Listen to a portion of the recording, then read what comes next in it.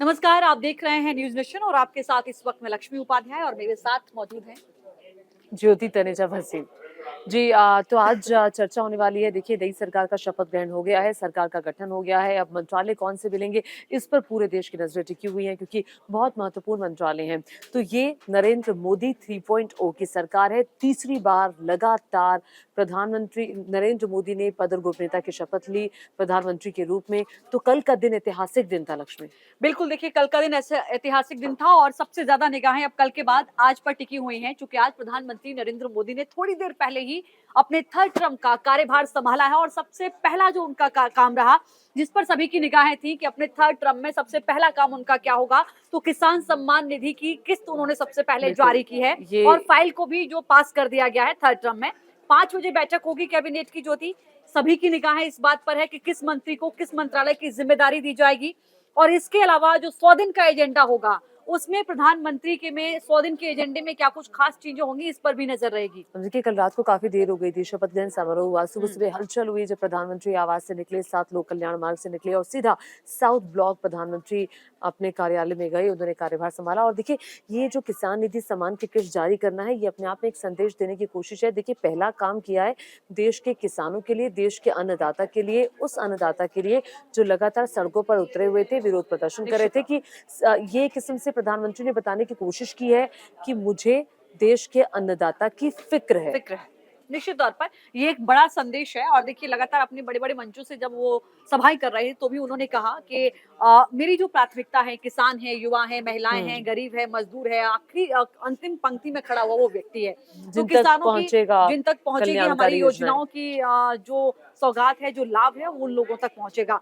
लेकिन अब देखिए सबसे बड़ा सवाल ये है कि थर्ड टर्म में सबसे बड़ी कैबिनेट है। पहली बार 71 मंत्रियों के साथ प्रधानमंत्री ने शपथ ली। 2014 में ये आंकड़ा अगर पहली कैबिनेट का अगर आप देखेंगे तो 48 सदस्य थे और 2019 में ये संख्या बढ़कर 58 हो ये गई थी। सबसे बड़ा सबसे बड़ा मंत्रिमंडल है, मंत्रिमंडल सबसे है बड़ा और देखिए मंत्रिमंडल। पिछली बार अगर आप देखेंगे ज्योति 2019 में जब मंत्रिमंडल का विस्तार हुआ था तो ये संख्या 71-72 पहुंची थी, लेकिन इस बार शुरुआत में 71 लोगों ने शपथ ली है मंत्री जिसमें पद से 32 से 36 लोग ऐसे हैं जो बिल्कुल नए-नए की। चेहरे हैं जो शामिल हुए हैं। हम्म। और देखिए, इसमें बड़ी बात ये है कि 30 जो हैं वो कैबिनेट मिनिस्टर्स हैं, 5 राज्य मंत्री स्वतंत्र प्रभार और 36 केंद्रीय राज्य मंत्री जिन्होंने शपथ ली है। अब किसको कौन-सा मंत्रालय मिलता है, ये देखने वाली बात है। हालाँकि बीजेपी की तरफ से ये संकेत मिले थे कि जो सीसीएस वाले मंत्रालय हैं, यानी कि हाँ, वो जो 4 से 4 5 इम्पोर्टेंट मंत्रालय हैं, जिसमें हम्म, विदेश मंत्रालय, वित्त मंत्रालय, गृह मंत्रालय और विदेश मंत्रालय आता है, रक्षा रक्षा मंत्रालय, मंत्रालय आता है। तो ये जो मुख्य 4 मंत्रालय हैं, वो बीजेपी अपने पास रखेगी। हालाँकि लोकसभा कोशिश स्पीकर को भी थी, लेकर ये है कि वो अपने पास ही रखे। हाँ, हालाँकि कोशिश जेडीयू की थी, टीडीपी की थी कि उन्हें कोई महत्वपूर्ण मंत्रालय मिल जाए। खासकर वित्त मंत्रालय की मांग हो रही थी और वित्त मंत्रालय की देखिए कुछ जानकार ये भी कह रहे हैं कि शायद इसलिए भी क्योंकि जो ईडी का अपना जो कार्य रहता है वो भी वित्त मंत्रालय ईडी के के अंडर अंदर आता ही है। आता है, ईडी का ईडी कार्य। वाले मंत्रालयों पर हाँ, सबकी तो नज़रें वित्त थी। मंत्रालय की इसलिए डिमांड जेडीयू की ओर से भी और टीडीपी की ओर से भी की जा रही थी, लेकिन लेकिन बीजेपी ने कहा कि कैबिनेट हाँ, कमेटी उन सिक्योरिटी वाले मंत्रालय हमारे पास रहेंगे। और अब एक्चुअल में हुआ क्या है, क्या मोलभाव हुआ है, क्या बातें हुई हैं, वो आ जाएगा। बिल्कुल और ये उम्मीद जताई जा रही है कि 5 बजे जो कैबिनेट की पहली बैठक होगी उससे पहले ये लिस्ट सामने आ जाएगी कि किस मंत्री को किस मंत्रालय की कौन सी जिम्मेदारी सौंपी गई है, क्योंकि थोड़ी देर पहले ही पीएम ने अपना कार्यभार संभाला है जैसा कि हमने आपको बताया है और थोड़ी देर बाद ये उम्मीद जताई जा रही है कि किस किस मंत्री को क्या क्या जिम्मेदारी मिली है। लेकिन कुछ चेहरे ऐसे हैं ज्योति जिन पर सभी की निगाहें टिकी हैं, क्योंकि इस बार के कैबिनेट को आप देखेंगे तो अनुभव के साथ साथ युवा चेहरों को जगह दी गई कैबिनेट में। बिल्कुल, युवा चेहरों को जगह दी गई है। और देखिए, जो बड़े-बड़े मंत्री हैं, अगर हमने जो पिछली बार देखा था कि जो सीसीएस वाले मंत्रालय की हम जो बात कर रहे थे, निर्मला सीतारमण ने वित्त मंत्रालय सँभाला था। क्या वो इस बार भी वित्त मंत्री रहेंगी या फिर उनका पोर्टफोलियो बदला जाएगा? रक्षा मंत्री राजनाथ सिंह थे, तो वो इस बार उनको क्या ज़िम्मेदारी मिलती है? गृह मंत्री अमित शाह थे, उनको क्या ज़िम्मेदारी मिलती है? एस जयशंकर ने विदेश मंत्री के रूप में बहुत अच्छा काम बहुत किया अच्छा था, काम किया। इसमें कोई दो राय नहीं है और प्रधानमंत्री ने कई मंचों पर उनकी तारीफ़ भी की। लेकिन इस बार उनके पोर्टफोलियोज यही रहते हैं या बदले जाते हैं? चूंकि कई वरिष्ठ नेता भी आए हैं, जेपी नड्डा आए जेपी हैं, नड्डा है। जेपी नड्डा को क्या पोर्टफोलियो मिलेगा? इसके अलावा नजर इस बात पर भी रहेगी कि जेडीयू और टीडीपी जो सहयोगी के रूप में शामिल हुई है, उन सहयोगियों को क्या मिलेगा? हालांकि सहयोगियों की तरफ से ये बात रखी गई थी कि उन्हें अच्छे मंत्रालय चाहिए, भारी भरकम मंत्रालय चाहिए, वजनदार मंत्रालय चाहिए, बिल्कुल। लेकिन क्या वो मोल भाव करने में कामयाब रहे? अब देखिए 10 साल बाद देश में जो गठबंधन वाली सरकार है उसकी वापसी हुई है। उससे पहले हमने यूपीए देखी थी, हमने अटल बिहारी वाजपेयी की सरकार देखी थी, जो गठबंधन वाली सरकार थी। पिछले 10 साल में बहुत प्रमुखता से और बहुत शिद्दत के साथ और बहुत कन्विक्शन के साथ पीएम मोदी ने हर फैसले को लिया। तो क्या आपको लगता है कि ये गठबंधन वाली सरकार में कुछ दिक्कत आ सकती है, या जेडीयू या टीडीपी अभी देखिए, तो भरोसा दे रहे हैं? अभी तो भरोसा दे रहे हैं। दूसरा, अगर आप कल की चीजों को देखेंगे, चाहे मंत्रिमंडल विस्तार के वक्त आप प्रधानमंत्री की बॉडी लैंग्वेज को देखें या उनके सहयोगी दलों ने जब उनको मंत्रिमंडल का गठन था कल। संसदीय दल हाँ। का जब उनको नेता चुना था, उस वक्त आप नीतीश कुमार की बॉडी लैंग्वेज को देखें, क्योंकि वो सांकेतिक पॉलिटिक्स बहुत करते हैं। वो प्रधानमंत्री के पैरों को छूने हाँ, के लिए झुके हाँ। और पीएम ने उनको पकड़ा और अपने गले से लगाया और हाथ मिला लिया। ये सांकेतिक देखिए पॉलिटिक्स है, ये बताती है कि इस बार चाहे नीतीश की पार्टी हो, चाहे चंद्रबाबू नायडू की पार्टी हो, निश्चित तौर पर वो एनडीए के साथ है। हाँ। दूसरा ये कि सरकार की ओर से भी एक मैसेज साफ दिया गया है कि सबको साथ लेकर चलना है।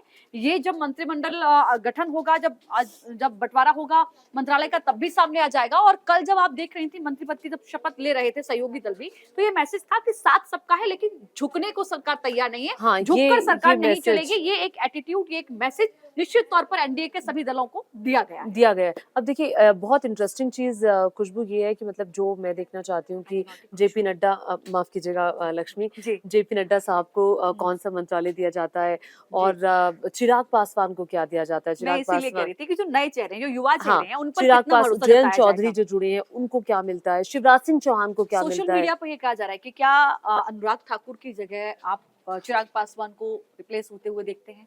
ये यानी कि आप ये लोगों कह रहे हैं का, कि स्पोर्ट्स मिनिस्ट्री हाँ, लोगों वो का जो संभाले अपना एक या परसेप्शन है, फिर जो लोग वो समझ, सूचना प्रसारण मंत्रालय यस, संभाले। क्या वो अच्छा, अनुराग ठाकुर को ना लेना, या उनके लिए बीजेपी ने कुछ और सोचा है? कुछ ना कुछ, देखिए कहा जाता है ना कि जब शिवराज सिंह चौहान को मुख्यमंत्री नहीं बनाया गया था, तब अलग अलग मैसेज, अलग अलग तरीके की बातें हो रही थी, साइडलाइन कर दिया, साइडलाइन कर दिया, ये कर दिया। अब चूंकि वो सबसे बड़े मार्जिन से जीते हैं, आप देखिए 8.5 लाख, 10 लाख के आसपास, 8.5 लाख के आसपास तो अमित शाह जी का रहा है। हाँ। 10 लाख के आसपास इनका मार्जिन रहा है। हाँ। अगर आप देखेंगी तो सबसे ज्यादा रिकॉर्ड तोड़ उन्होंने इतिहास बनाया है। और हाँ। जब कल वो पहली पंक्ति में बैठे हुए थे, तो आप देखें, कहते हैं मैसेज बहुत कुछ, तस्वीरें बहुत कुछ बोल जाती हैं। मैसेज था वो ये, क्योंकि बड़े बड़े जब मंत्री शपथ ले रहे थे, हाँ। उसी टाइम शिवराज भी गए, यस। तो ये अपने आप में जो वो पहली कतार में बैठे वो हुए पहली थे। कतार में बैठे हाँ। हुए थे, और प्रधानमंत्री की जो सीट थी उसके 3-4-5 सीटों बाद यस, शायद वो बैठे हुए थे। बिल्कुल। तो वो एक मैसेज देने की कोशिश थी कि किसका कद क्या होगा। हाँ। वो जो सीक्वेंस थी उसी से ही पता लग रहा मैंने था। इसीलिए कहा ना, तस्वीरें बहुत कुछ बोल देती हैं। तो वो जो कल की तस्वीरें हैं, वो क्या कुछ मैसेज उसका रहा, आज जब सामने आएंगी तस्वीर, पोर्टफोलियो जब तस्वीर आएगी कि किसको क्या मिला है। देखिए शाम 5 उस बजे कैबिनेट की पहली बैठक है सरकार के गठन के बाद, और इस पहली बैठक से पहले जो मंत्री हैं वो अपने अपने मंत्रालय का काम काज संभालने के लिए पहुंच जाएंगे। उनको पता चल जाएगा एटलीस्ट कि आप किस मंत्रालय को संभालने वाले। तो आपको सबसे ज्यादा उत्सुकता किसका मंत्रालय जानने में? मुझे गृह मंत्रालय को लेकर भी है, क्योंकि देखिए सोशल मीडिया पर जब मैं देख रही थी लोगों के कमेंट्स, तो लोगों का सबसे बड़ा जो इंटरेस्ट था वो ये था कि गृह मंत्रालय किसके पास जाएगा। क्योंकि कहा जाता है कि सबसे अगर आप पावरफुल मंत्रालय देखते हैं सरकार में, तो पीएम के बाद देश वही में इंटरनल क्या हो रहा है, क्या हो रहा है, कैसे हो रहा है, और कहाँ खासकर क्या होगा। जब अमित शाह गृह मंत्री रहे हैं, तो उस कार्यकाल में जो बड़े बड़े फैसले लिए हैं सरकार ने, धारा वो भी जो 370 हटाने का, आर्टिकल 370 हटाने का, तो वो एक अपने आप में अनुच्छेद इतिहास 370 हटाने का। हाँ। और ये फैसला देखिए जब 2019 में मोदी सरकार बनी थी सेकंड टर्न में, तो तुरंत बाद में ले लिया गया था, और किसी ने सोचा नहीं था कि सब हक्के बक्के रह गए थे। अच्छा, ये फैसला, तो ये फैसला बहुत बड़ा था। और इस बार जो भी गृह मंत्रालय संभालता है वो क्या फैसला होगा देश के इंटरनल पॉलिटिक्स को लेकर के और देश की आंतरिक सुरक्षा को लेकर के, तो ये देखने वाली बात होगी। वित्त मंत्रालय जो भी संभालेगा उसके लिए भी चुनौतियां बहुत बड़ी होंगी, चूंकि देश को तीसरी सबसे बड़ी अर्थव्यवस्था में शामिल कराने का वादा जो है वो सरकार की तरफ से किया जा रहा है। और जहां जहां भी प्रधानमंत्री की बड़ी बड़ी रैलीज हुई, सब हुआ, तो उसमें था कि हम देश को प्रमुखता से आगे लेके जाएंगे, और देश की जीडीपी अच्छा कर रही है, और देश जो है वो तीसरी सबसे बड़ी अर्थव्यवस्था भी बनेगा, जिसका वादा था। बिल्कुल वादा था। और दूसरा देखिए, सबसे बड़ी बात ये भी है कि मैंने पहले भी कहा कि 100 दिन का एजेंडा क्या रहेगा, क्योंकि आप देखेंगे पिछली उसका बार, जिक्र कल भी हुआ था। हाँ, 30 मई को शायद शपथ ग्रहण किया था 2019 में, और 26 को 2014 में किया था। हाँ। तो मई और अगस्त में ये डिसीजन आ गया था, आर्टिकल वाला जो आप बात कर रही थी, तो बहुत ज्यादा डिफरेंस टाइम का नहीं बचा था।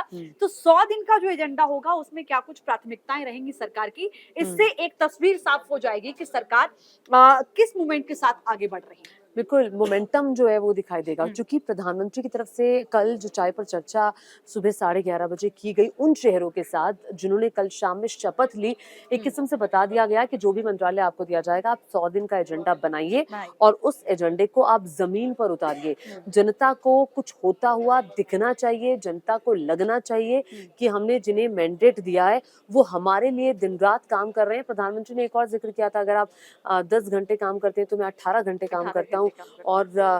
और इसमें कोई दो राय नहीं है कि हम प्रधानमंत्री को एक वक्त कहीं और देखते हैं, थोड़ी देर बाद हम उनको प्लेन से कहीं उड़ता हुआ देखते हैं, फिर हम देखते हैं कि यहाँ आकर के वो किसी बड़े सेशन में हिस्सा ले रहे हैं, किसी बड़ी मीटिंग में हिस्सा ले रहे हैं।